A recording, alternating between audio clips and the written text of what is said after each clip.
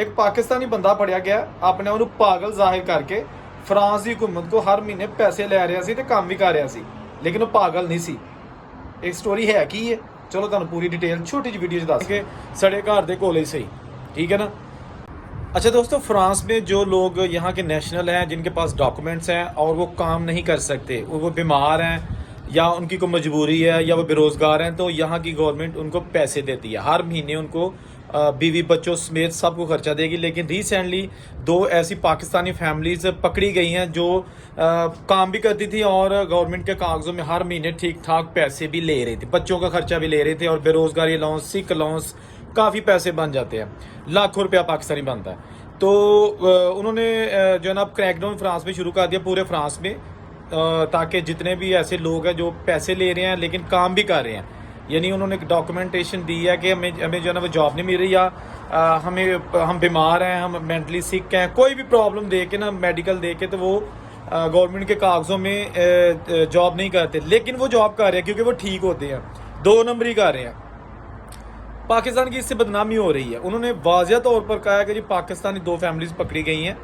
और अब जो है ना वो दूसरे जो भी लोग हैं वो थोड़ा चारा कर लें, क्योंकि अब जो है ना वो शिकंजा तैयार हो गया है। और जो इनके होते हैं ना कंट्रोल करने वाले, यानी कि जो सिविल में होते हैं, पुलिस और मुतलका महकमे, वो उन्हें पता होता है कि किस घर का बंदा जो है ना वो हमसे पैसे ले रहा है, बीमार है या उसका कोई प्रॉब्लम है, वो काम नहीं कर सकता।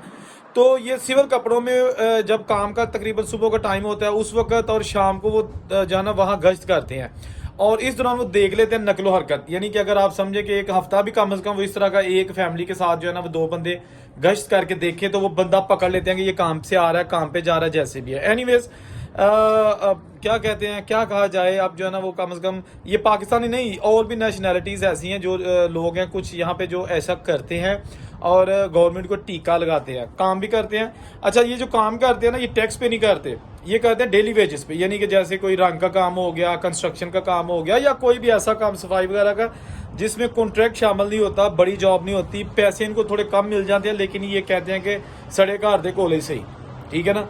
तो अब जो है ना वो हालात ऐसे बन गए हैं कि बहुत जो है ना वो सख्ती होने वाली है। ख़ास तौर पर इस तरह के पहले भी वाक़या रूल में हो चुके हैं कि जो लोग यहाँ पे पैसे लेते हैं, जैसे फॉर एग्जांपल जो यहाँ पे असाइलम का केस करते हैं, रेफ्यूजी होते हैं, सियासी पनाह के लिए आते हैं लड़के, वो असाइलम भी कर लेते हैं। उसके बाद फिर गवर्नमेंट यहाँ की जो है ना उनको तकरीबन 400 यूरो पर महीना जो है ना वो खर्चा देना शुरू कर देती है और कहती है कि आपने काम नहीं करना जब तक आपके केस का फैसला नहीं होता, आप हमसे पैसे लो। 6 महीने, 1 साल, 2 साल, जितना भी केस चलता है वो पैसे देते हैं। लेकिन उसके बाद 100% लोग काम करते हैं और 1000, 1200, 1500 यूरो जो है ना वो वहाँ से कम से कम की बात कर रहा हूँ, 1500 यूरो कम से कम वो कमा लेते हैं। दूसरे जो काम होते हैं, रंग का काम हो गया, बिजली का काम हो गया, और बाकी जो 400 या 300 हर एक की मुख्तलिफ पैसे देती है गवर्नमेंट जो असाइलम सीकर्स होते हैं, तो वहाँ से पैसे वो बटोर लेते हैं। तो मैं ये नहीं कहता कि मेरी जेब से जाते हैं, लेकिन बताने का मकसद यह है कि आप बी केयरफुल और पाकिस्तान की कोई थोड़ा सा ना